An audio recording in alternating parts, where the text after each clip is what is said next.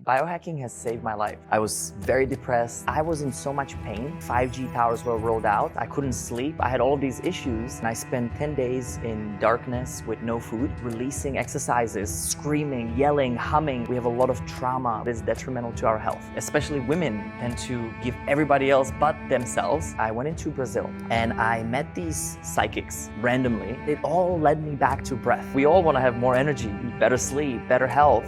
We're in a process of massive shift, massive awakening. We actually have the power within us. There's nothing wrong with our ego. It's a protector. This is Biohacking 101. We're not taught this at school, right? Self-transformation is not meant to be easy, and sometimes it can be quite ugly and confronting. And every now and then, I get to invite someone on the show that's doing some very unique things in this space. Pavel Stuchlik runs a company called Noah Aeon, and it revolves around breathwork, meditation, self-discovery. And he's traveling the world delivering incredible workshops where there's live music, there's deep, intense breath work, there's massive transformations.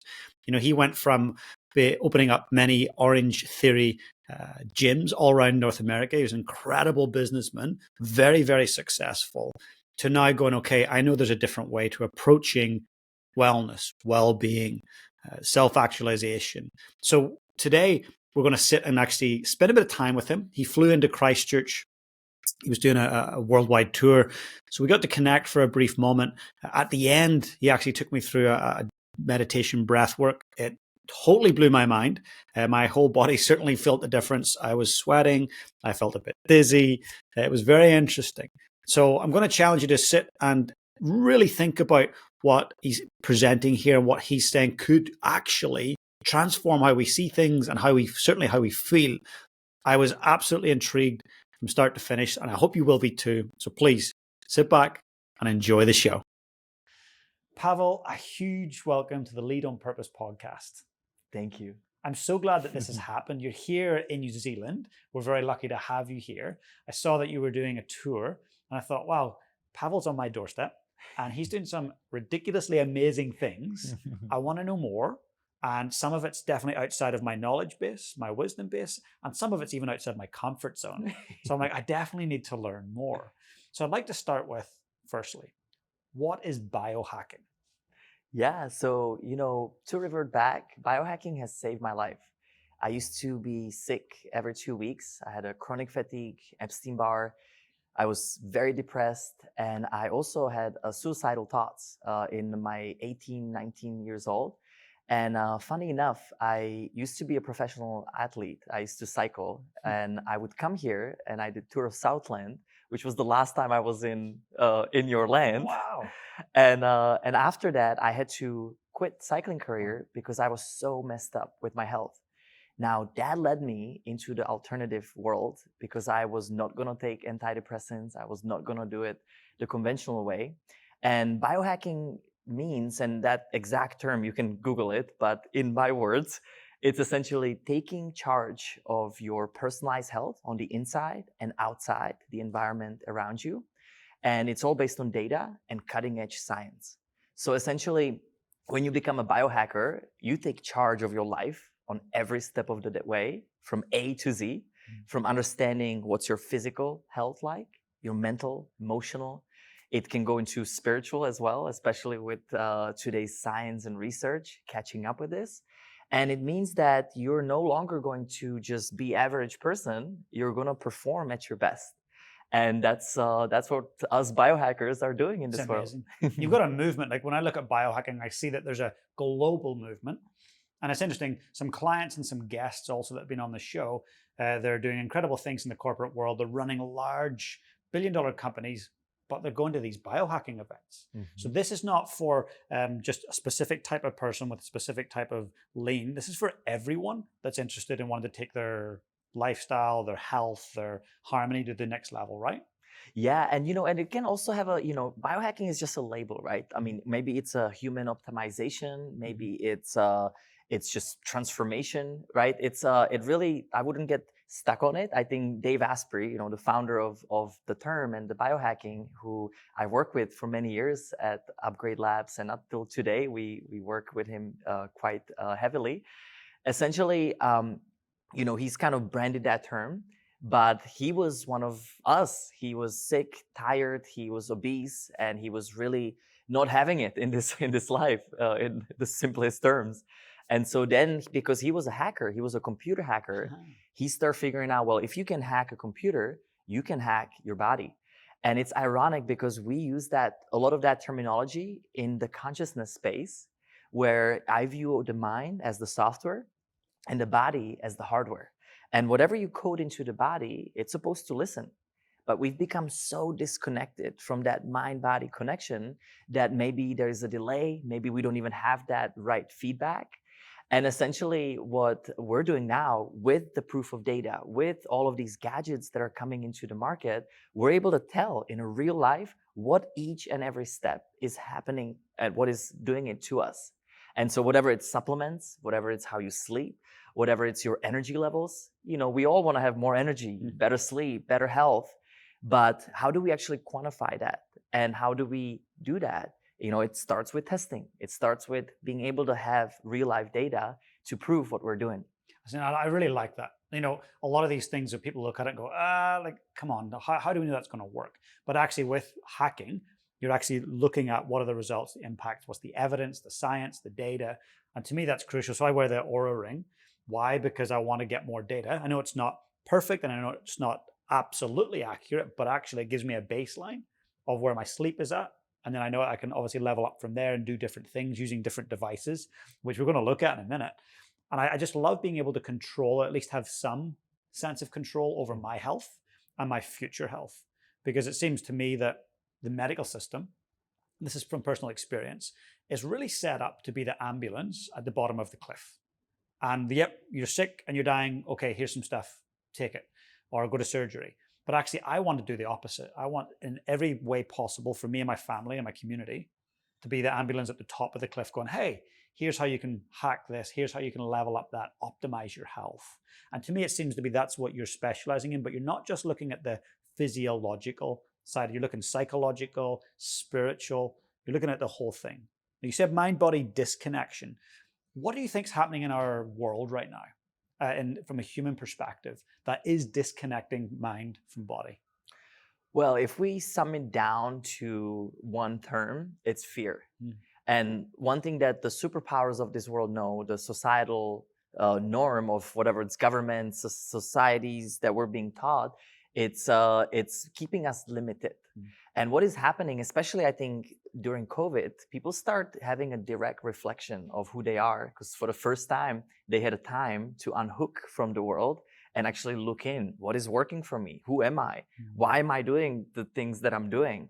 And so we're in a process of massive shift, massive awakening. And, it's a term that's overused, especially in the spiritual world, but you can see it. How many people in your field, you can talk about meditation, you talk about mental health, you talk about relationships. We're starting to wake up to a point that we actually have the power within us through our choices and the consequences that follow. But what a lot of people don't realize, there's the delay. And a lot of people are stuck in that victimhood mindset to save me. And that's by the design. That's literally, if you look at the psychosis of this world, it starts with a problem, then it shows you a solution, and then you depend on that solution, which is medical world, which is financial world. That's everywhere. Now, it doesn't feel right anymore because we're reaching this level of consciousness that we're becoming aware of what's beyond all of this. And so what's really beautiful to see, and we see this from city to city, to country, the level of people that come to our events, they are ready. They're ready to move into their greatest expression. And truly, that's why we're here. We're here to realize, to create, to learn, and to live through joy, through love, not through fear. And so to bring it back, when we are in a state of fear, it's measured by HRV. I mean, your HRV score is lower, your heart variability, your stress is up, your sleep is poor, and that's when we're in a constant fight or flight. Now, when we are in that state, we're not going to be thinking of how much greater we are, how can we do better decisions and choices, because we're stuck in that mindset and feeling, to be, quite frankly, fair. And so when we start stepping out of that, when we connect into our breath, when we relax into our body, we start moving into that rest and digest state, that parasympathetic nervous system, which we need to balance out, which then starts giving us insights. Now we start having insights that are from that limitless part of us that we all get. Any game changer in this world that have created new invention that came out of, not the psychological mind or the analytical mind, it came from somewhere else that was verified by the gut, that was verified by data. And I think that's what we're doing right now. We're moving into the hearts. So that way the heart, then we go into the mind, the analytical mind, to verify whatever the heart or intuition is telling us. And then the gut is there to make the action, to take the steps. I love the way that you describe that. And I often think for myself when I'm stuck, or I'm working with a client who's stuck, it's like, how do we get out of the head and into the heart? And I say that often, how do we get out of the head and into the heart? Because we speak differently and think differently from the heart. But then also, as you say, there's a gut check. Like we got to check things before then we get back up into the head to go like, let's take action. That's the grounding, right? And I think that's what a lot of times the spiritual community gets misunderstood, is that we get so spiritual and so sometimes wrapped around, maybe it's psychedelic, maybe it's these like mystical experiences, which are awesome. But if we have nowhere to embody it, if we have nowhere to actually use it, what is it for? Yeah. And this is why, for me, I had a big route of, trying iboga, ibogaine, ayahuasca. I've been on a whole spring because I wanted to heal myself. But it all led me back to breath. It literally all led me back into doing none of that. Maybe every once in a while in a right setting on my own, not in a groups anymore. Because what I find is when you have the power inside of you, when you can actually utilize these insights that should be coming to you on an everyday basis, right? It shouldn't be just one time you do ayahuasca and all of a sudden you change your whole life. Those things are always there for you when we slow it down.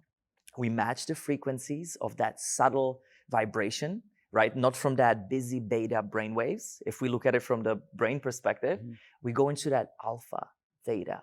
And when you close your eyes simply and just slow down your rhythm of your breath, about 5.5 seconds in, 5.5 seconds out, it's been verified to increase your HRV, increase your heart-brain coherence, and also lower down your stress.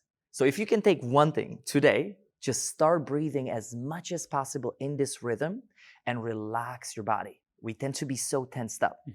Then what we're doing, we're telling our nervous system to calm down, you're safe, and you're open to start receiving. And one of my favorite things to do in life is taking these little pauses, taking these little breaks. Maybe it's 3 seconds before each meeting where you just unhook for a moment and then you go back in, because it allows that space of neutrality to come place. So that way we are not constantly doing from one place to another, living somewhere outside of us. That's really powerful. And I love that you go back to breath. I've had lots of people on the show that are specialists in that area around stress mitigation.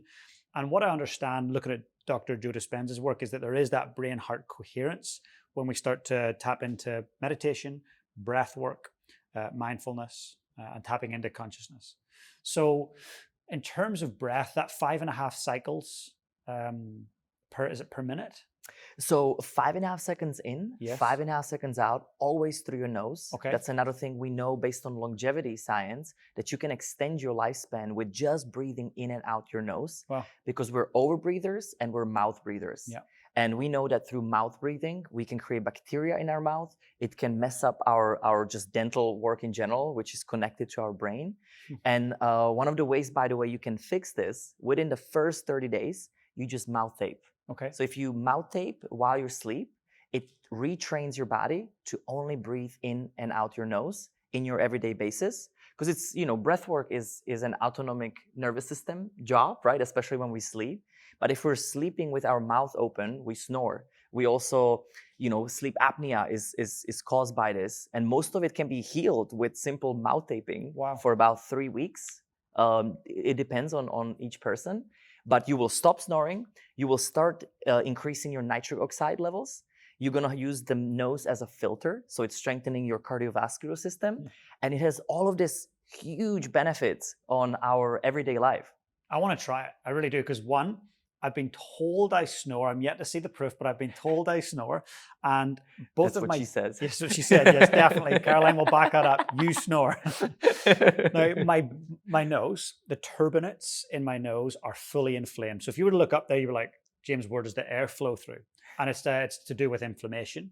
So could I give it a go safely? Tape my mouth and just give it a go. And I don't need to start by doing 1 hour at a time. I just go straight into it for a night. Yeah, Okay. that's the best one. So Okay. right before you sleep, kiss your wife, and then I've had some funny moments. Then my wife starts talking, and I'm like, That's really good. You can't talk back. Can't talk. It's finished. So I'm like, okay, I'm now gonna be I love it. mouth taping, and then I'll see you in the morning.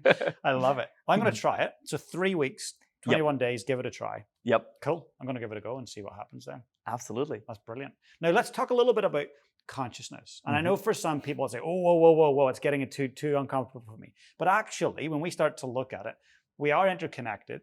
We are all working as one in a certain way. But what is consciousness from your experience, and how do we experience it? How do we tap into it? Yeah, so it's a very broad term, right? Now, here is what I was taught. So I spent 15 years traveling the world and learning from some of the most sought out and some of the craziest shamans, gurus, teachers. And it was because I was in so much pain. And when I quit cycling, I went into this whole entrepreneur route. And for about 6 years, I opened almost 100 locations, Orange Theory fitness locations. Wow. So I put all of my endurance, all of my energy into just being a businessman, because again, what's the societal norm, right? Make money, get yourself a kids, and have a great life. But yet I was burned out again. Yeah. I was tired again, and I was like, for what? Even though I had all this purpose, I had a huge lack of purpose. So here's what I did. Every 3 months, I committed myself that I'm going to do something out of my comfort zone. Whatever I believed in it or not, I just listened to my heart, and I had an open heart and open mind. That was always important, because the minute we shut something down before we even talk about it, it's not going to work for you, right? Yeah, we're just immediately canceling that information. So I was open, and one of those trips that I took, I went into Brazil, and I met these psychics randomly that taught me, you should come to our village. And I'm like, sure, I'll come to your village. My open mind and open heart. I love it. And I came in there as a busy entrepreneur, not a spiritual teacher yet, not really interested and open. But what they taught me was that we've got 5 physical senses that a lot of times get us in trouble because of the instant gratification. And then we've got 4 psychic senses or spiritual gifts. Now, everybody has this.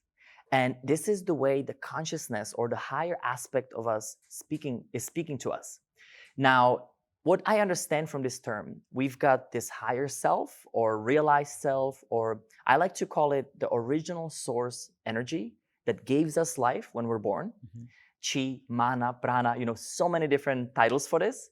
But without that, we wouldn't be alive. There is this energy field. It's like lifeblood almost? Lifeblood or soul, right? Yes. Spirit, right? Many different, again, ways to look at it. But to me, that's that conscious part of us that's already realized. Now, how does that talk to us? It communicates with the small self or the egoic self, which there's nothing wrong with our ego. It's a protector, but it's limited. It only knows whatever we learned from the past, projects into the future. And this is why sometimes, science or this over-analytical ways of looking at life can be very limiting, because some of these things are limitless, right? It's out of the norm that we're taught. Now, let's talk about those 4 senses. The sense number 1 is your inner hearing. And these are the little whispers. I'll show you how everybody has them. And it's the little whisper telling you, quit drinking alcohol, start working out, maybe turn off the Netflix at night. This little voice is not that loud monkey brain that keeps on repeating the same thing, right? 95% of our thoughts are just cycle and repetition of nonsense from the past into the future. But this voice has gotten your back. Now, how you know that it has your back? It will never tell you to slap a neighbor, right? It's never going to tell you to hurt someone or damn someone, right? And what you damns you back. That's, by the way, a universal law. Now, what happens is when you start listening to this voice and you simply acknowledge it, You say, thank you, I heard that. What you gonna do about that? Now, when you start following that voice, and this is personal experience, it became louder and louder until it started integrating with the egoic part of me, the monkey brain. Now, the monkey brain is a tool, right? So I always call it, it's like a billboard. When you're driving the road, you can choose to listen to whatever it says, or you can just pass on, right? Now, that's what mind is for. It's here to book a flight, transfer between bank accounts. It's to build a business plan, but fueled by this higher mind or this higher aspect of us that's already realized. So what start happening? It start increasing. Now, some people have a more prominent senses than the others, and I'll quickly explain the other three just so it makes sense. Yeah, correct. The second sense is your inner seeing, which is the visionaries of the world. You know, any visionary that built a business plan or entrepreneur, right? It was a vision of a product or something new that's not here yet, that's going to happen maybe a year from now, but they work backwards because of that vision that they had. This also comes through lucid dreaming, or some people are prone to colors. We see this in every single city. There's literally people asking us, did you flash out lights on me? And we're like, no, this is your brain producing colors and you're prompt in this sense. Wow. So when you start seeing things, you simply acknowledge it. Thank you, I saw that. What you gonna do about that? The third sense is your inner feeling, and it starts from your solar plexus, extending into your hands. And essentially, you can tune into this area, and then you can tune into your body, you can tune into someone, you can tune into decision, and it comes from the sense of feeling. So it's like in your body. Now, to give you an example, if you've ever walked into a room and maybe there was a fight right before you, but maybe you didn't even know that there was a fight, something doesn't feel right, or you had a wrong feeling about a person or situation, it's in your body, and it's this sense that is communicating to us all the time. Wow. Now, we're not taught this at school, right? Of course, yeah. Because we would be limitless with these senses, because you bypass any science, because you get this limitless information that is of your highest good all the time. So that's your inner feeling. And also pranic healing or Reiki healing, it's all based on this empathic sense or being an empath. Now, then you've got your inner knowing, and this one is the hardest one to discern. It's also, people call it intuition. And this is when you think, you don't know. When you know, you don't require to think. So that's how you discern it. And to give you an example, you knew you shouldn't have gone to the party, or you knew that that person was cheating on you, whatever it was, business partner or partner, like it was in every bone of your knowing without requiring to think about it. And this is the reason why it's so hard to discern, is because our monkey brain has an agenda. And so sometimes the second or third thought is not really something to listen to anymore. But with acknowledging these senses, you build them up, you strengthen them. And that's this consciousness communicating to us, constantly giving us the right path of why we came here. So think about yourself as a receiver, right? Of frequency, vibration constantly, right? Resonating in and out. And think about every situation in your life giving you a direct feedback. You know, for example, neurofeedback in the brain world, right? It gives you an instant feedback based on where your brain is. Well, so does life. And so if you look at your life for a moment, and let's say just think about your constant thoughts. You know, are they positive? Are they negative? Your emotions. Look at your abundance. That's, by the way, a great measure. You know, you should be abundant with health, with wealth, with every aspect of our life. And if any of those aspects of your life are not of your highest good or of your highest, you know, achievement or what you feel or determine based on your judgment, those are things to look at. But in our world, we tend to focus on those things that are easy, which makes our life hard, instead of focusing on those things that are hard first, so life becomes easy. So when I stop becoming this victim of my own life, I start taking charge of my life. I simply start looking at every situation as an opportunity to grow higher and deeper. And so to end this, it's a long stride. I used to think that I can only get lessons through the gutter. So if it didn't hurt, if I wasn't sick, if it wasn't this hard, long, you know, processes to go through, I wouldn't be good enough, or it wouldn't be good enough information. But that's not why we came here. We came here to enjoy love and joy and ease and peace. So when I cleared all of this, my life now is abundant on every level. I have the most magical relationships, business partnerships, experiences. So all of those things that I used to struggle with, it just left me when I looked in and when I solved those things that were hard. That's amazing. Thank you for sharing it at that depth. And I imagine, because you do events all over the world, like almost every country I've looked at, you're doing an event. When someone comes to an event with you, what do they experience? What are the things that you do? I know that I'm a music fan, I'm a former drummer, so I know that you're a DJ and you use music and sound to connect with people. There's breath work, there's meditation. I mean, those things are all right up my alley. I love all those things, right? But what does it look like to come to an event, and how do people leave? What are they feeling like when they leave your event? Yeah, so where it started, about 8 years ago, I went into a dark room for the first time, and I spent 10 days in darkness with no food. Wow. And again, I walked in there as an entrepreneur. I gave my cell phone, back, and I was so burned out. I just wanted peace. Now, what I got was a complete 360 change of my life, because what came to me, it was day 7, where I finally surrendered. I started crying and purging, and I went into this pure state of bliss. And for the first time in my life, I have touched myself for who I am, not for who I am not for what I'm being told.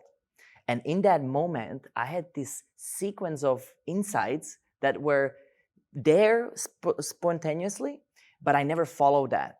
And it was like a bucket of dreams, because I stopped being a dreamer. And that's, by the way, so important that we never stop dreaming. Now, in that moment, the vision of Noah Aeon came about.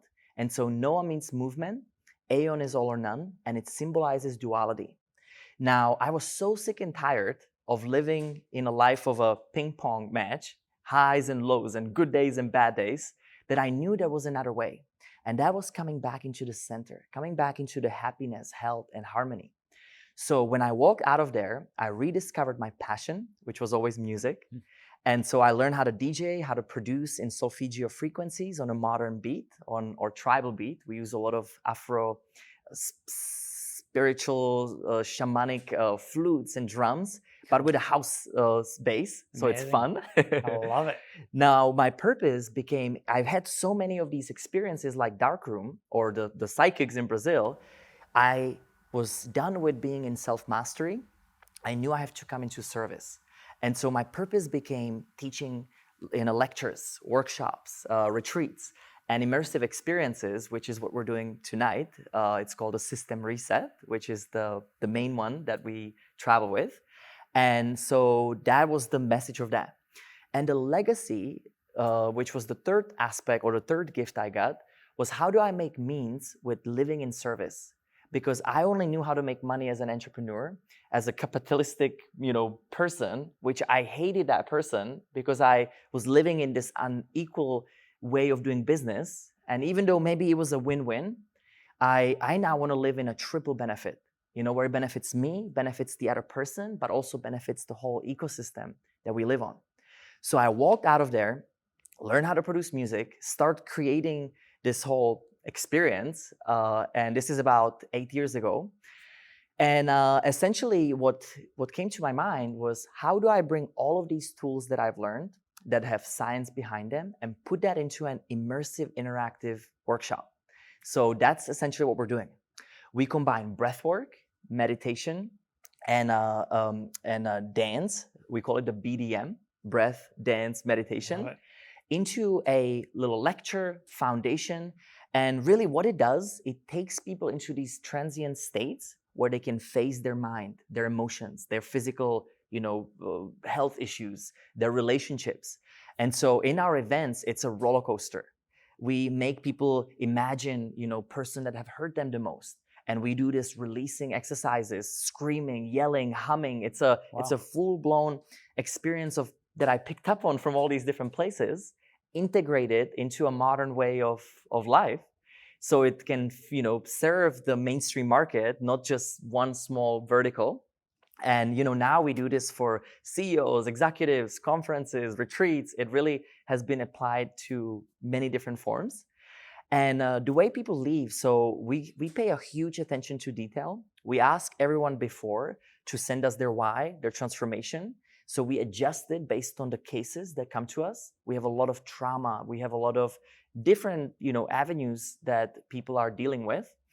And then after the event, we do a 30-day journey with an integration part and meeting a buddy, somebody they don't know, an accountability partner to hold on to this and use these practices for the next 30 days.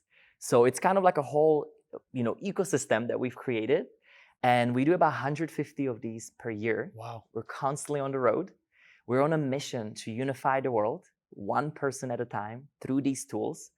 And it became such a powerful thing that people feel release. People find their purpose. Some people get divorced. I hate to say that. I bet there's big transformations, right? Sometimes I'm like, oh, I'm sorry, but I'm happy for you. Because they realign back. And Right. that's what did Darkroom for me. I finally heard my true self again.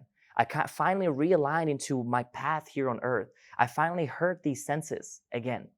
And so it's the remembrance of who we are. We're actually not doing anything. We're just allowing this beautiful place for people to come and find themselves again. Incredible. And in terms of that pre-work, so someone wants to come along to the event, they fill in the work about the sheet about their challenges. Is there anybody this is not for, or that it could be dangerous or unstabilizing for? So, what I've noticed is the people that have bad experience are people that are not ready to see this just yet. Right. That are still in that judgment, fear-based mindset. And again, there's nothing wrong with it, right? It's just you gotta be open and ready to see yourself. And so that's sometimes what I see is that there is a little bit of that.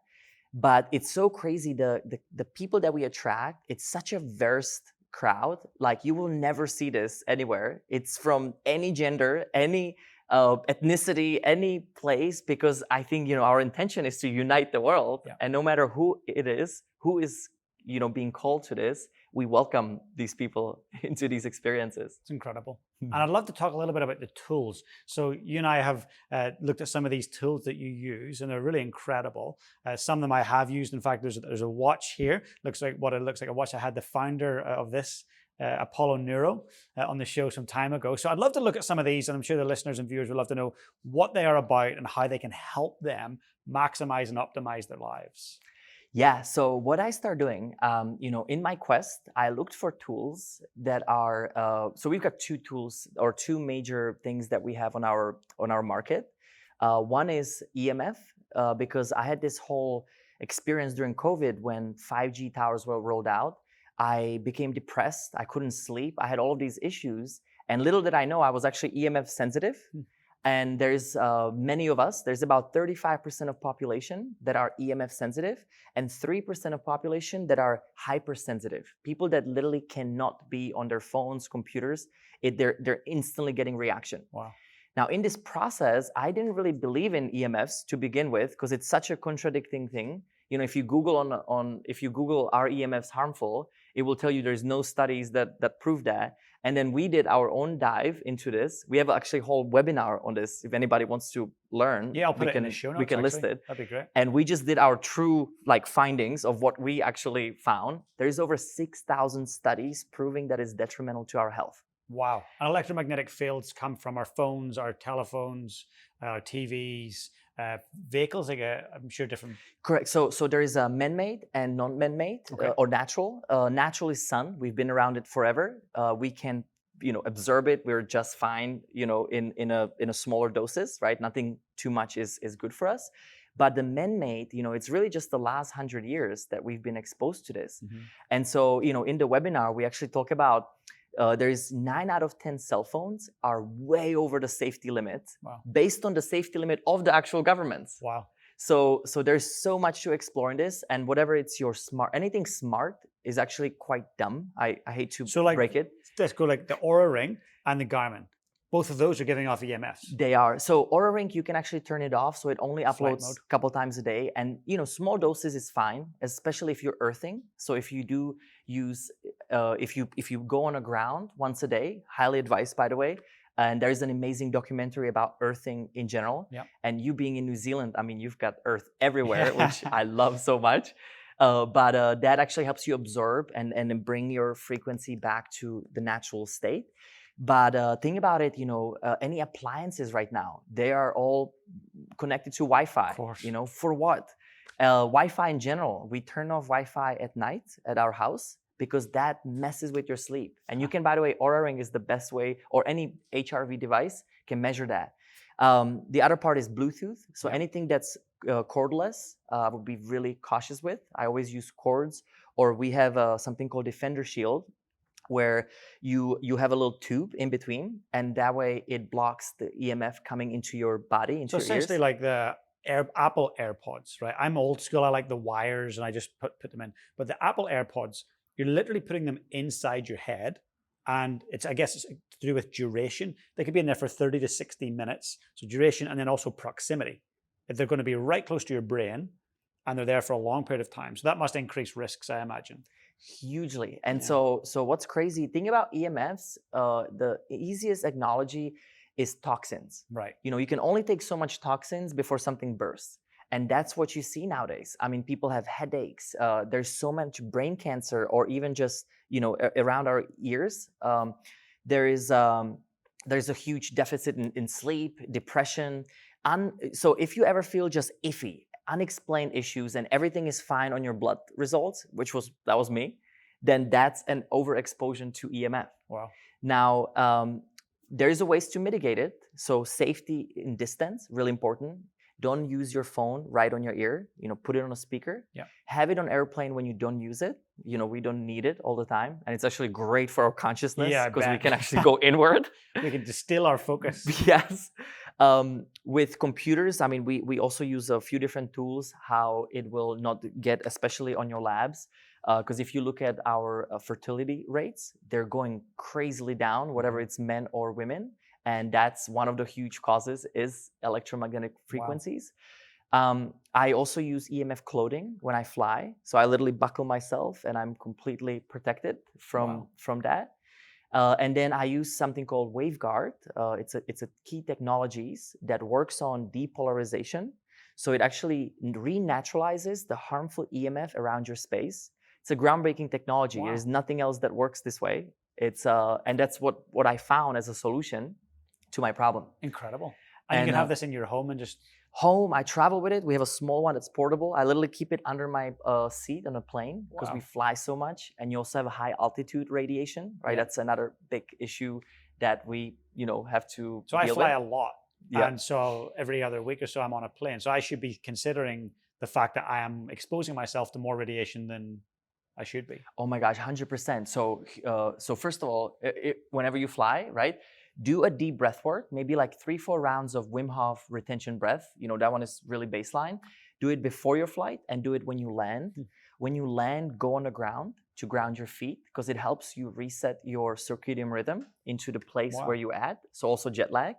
The other thing, I take high dose of glutathione and vitamin C during the flights to support detox, and then take binder at the end just so you can help flush it out. Infrared sauna, sweating, or exercise is also really good. Anything that you can get these toxins out.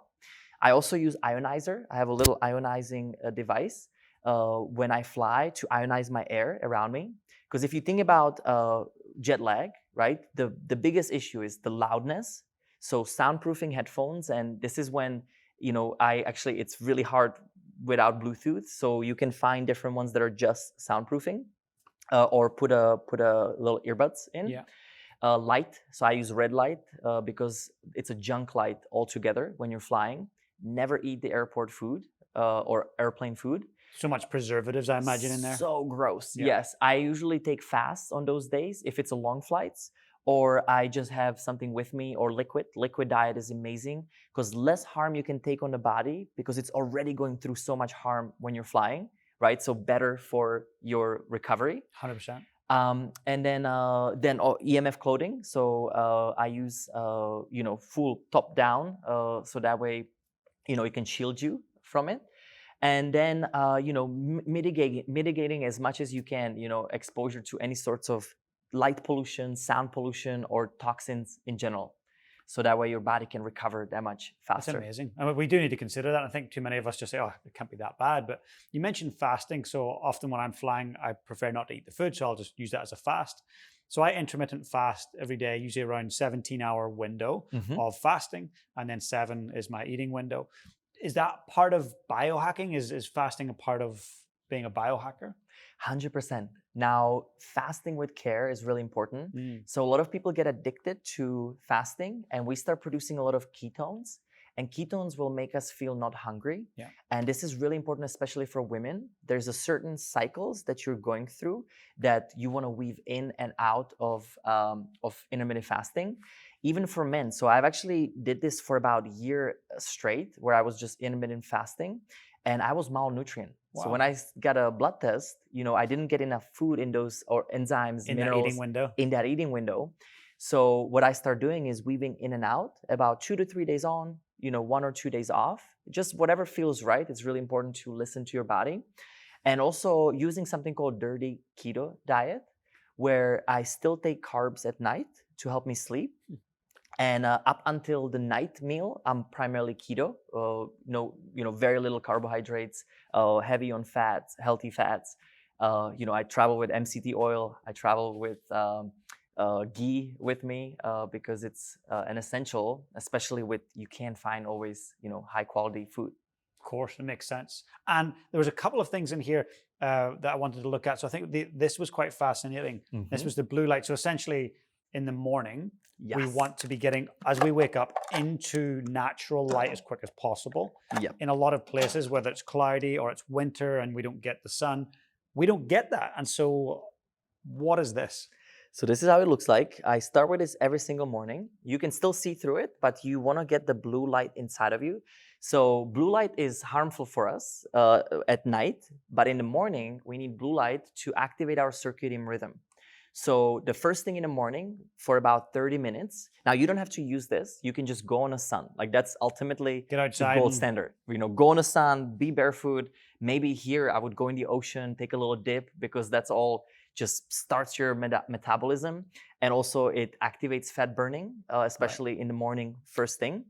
But if you are in the winter or if you're in Canada or anywhere where there's not much light in a certain amount of time, you want to always have some form of blue light in the morning because it will activate your energy. Your circadian rhythms will set off. And also I like to delay my caffeine intake about 90 minutes after I wake up. So that way your adenosine levels can start naturally decreasing and you don't have the afternoon, the low. hump or low. It's interesting you say that because I know Dr. Andrew Huberman has done pretty deep research on that, on the adenosine levels. And he also agrees, wake up, get the natural light, move your body, don't engage in caffeine until 60 to 90 minutes after waking, where the levels are then leveled out. But also make sure if you are drinking caffeine, get it in earlier in the day because it has a half-life, I think, of about 8 hours, 6 to 8 hours or something, and then a quarter life of around almost 12 hours. So yeah, I think it's important for us to think about the things we do every day, when we do it, why we do it. Now go ahead, sorry. Yeah, and this is Biohacking 101, right? So what we're saying is exactly looking at all of this data, looking at what's been studied, because everything has been studied. I mean, there's so much of this that has already been proven, but not available to us, right?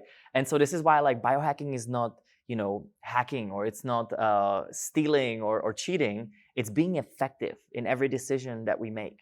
And if your choice is that you want to be highly productive, energized being, sleep like a monster in the best way possible, then guess what? I mean, we're going to create more in life. We're going to have a better relationships. We're going to show up to our husbands and wives in a whole new level. And, I used to be tired and exhausted and irritated. And, that's not the standard. Our standard needs to go way higher. Totally. I'm with you on that. And look, there's always one last question I want to ask, because I want to be mindful of your time. You're getting ready for an amazing event tonight. But one last question. So imagine you and I fast forward into the future, many, many years into the future, and you're aware that it's your last day here on Earth.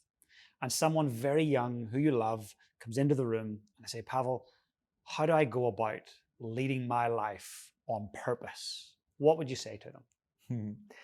Well, it's funny because our end of meditation, every single time, we call it the tree of life, is a holographic memory of your last breath that you take. Wow. And then we go backwards 10 years, 5 years, 3 years, and we break it down into all the way into a one day.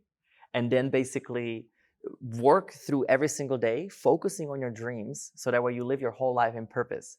And so everything that I say, I do. So nothing that we teach is some concept. It's something that I've truly embodied, and then I speak about it. And so when you ask me this question, I will answer it with this flow that everybody can do.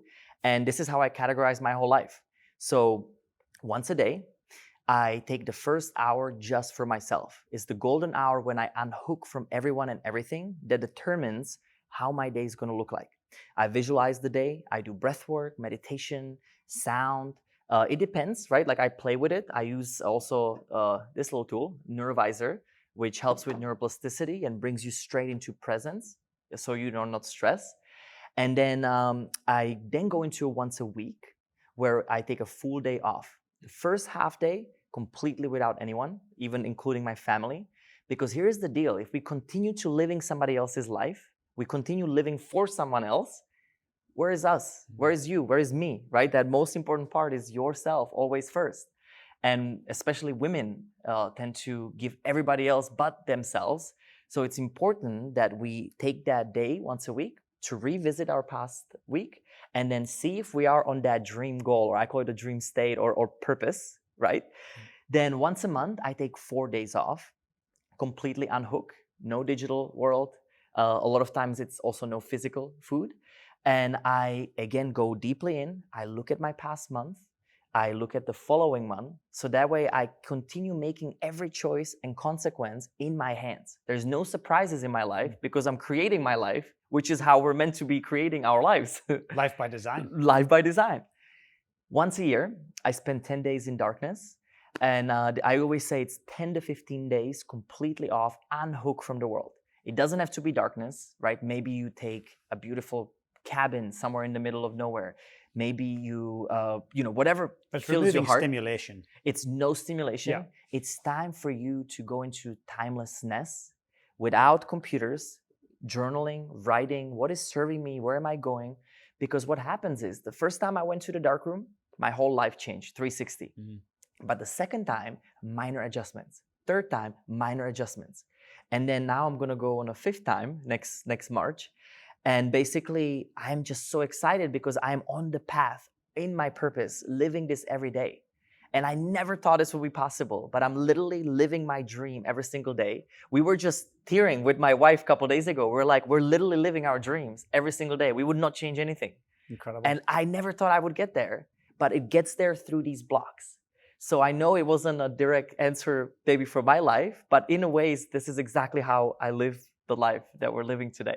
It's seriously inspiring. It's amazing. I want to wish you nothing but the best for the years ahead with your travels as you impact humanity. And the work you do is truly special.